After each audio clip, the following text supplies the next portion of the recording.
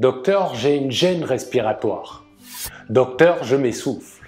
Docteur, mon fils a une respiration sifflante. Docteur, mon fils a une toux sèche qui perdure.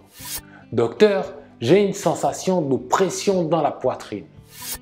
Voilà une liste non exhaustive d'une pathologie appelée asthme que je laisse aux confrères cliniciens le soin de compléter.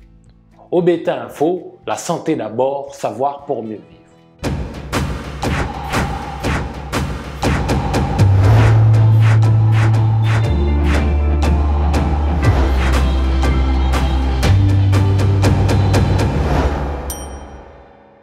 Bonjour à toutes et à tous, bienvenue sur Obeta Info. Je suis le docteur Ozungue Fok-Lionel, pharmacien biologiste et passionné dans le conseil au comptoir en officine. Et sur Obeta Info, nous faisons de la prévention, nous donnons des conseils et astuces pour préserver la santé le plus longtemps possible. Alors si vous êtes intéressé, installez-vous confortablement et on commence. Alors l'asthme est une maladie chronique caractérisée par l'inflammation ou l'irritation des bronches, qui se manifeste par des crises qui sont des épisodes de gêne respiratoire.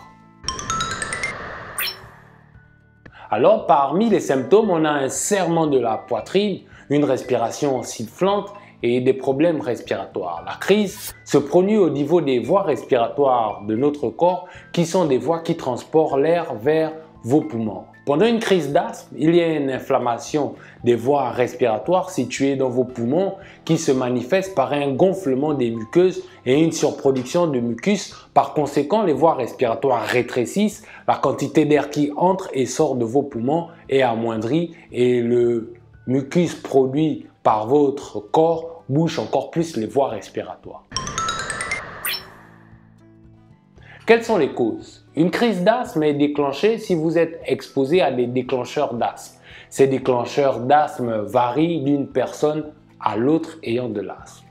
Voici quelques déclencheurs les plus fréquents. Par exemple, la fumée de tabac, les acariens qui sont de minuscules parasites qui se trouvent dans toutes les maisons, la pollution de l'air extérieur, l'allergie aux cafards, la fourrure des animaux domestiques, l'inhalation de moisissures, la fumée de combustion et aussi il y a d'autres infections comme le virus de la grippe influenza, certains exercices physiques, certains médicaments, les mauvais temps comme l'orage, l'humidité trop élevée, respirer de l'air froid et sec, certains aliments, certains additifs alimentaires, certains parfums peuvent déclencher des crises d'asthme.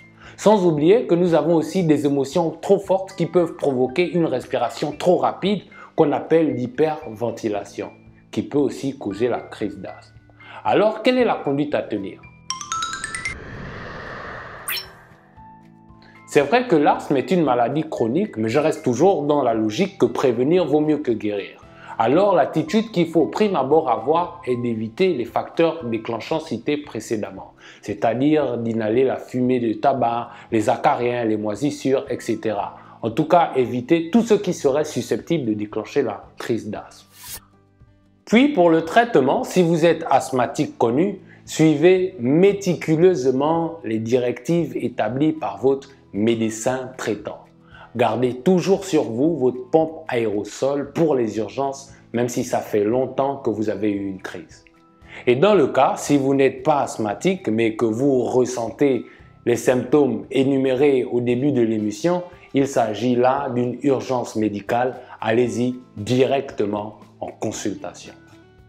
Alors, j'espère que mes conseils vous seront utiles. Vous êtes avertis, prévenus, informés, sensibilisés. Vous en valez deux, à bon entendeur, salut. Alors pour toute autre question ou inquiétude, je suis disponible sur les réseaux sociaux.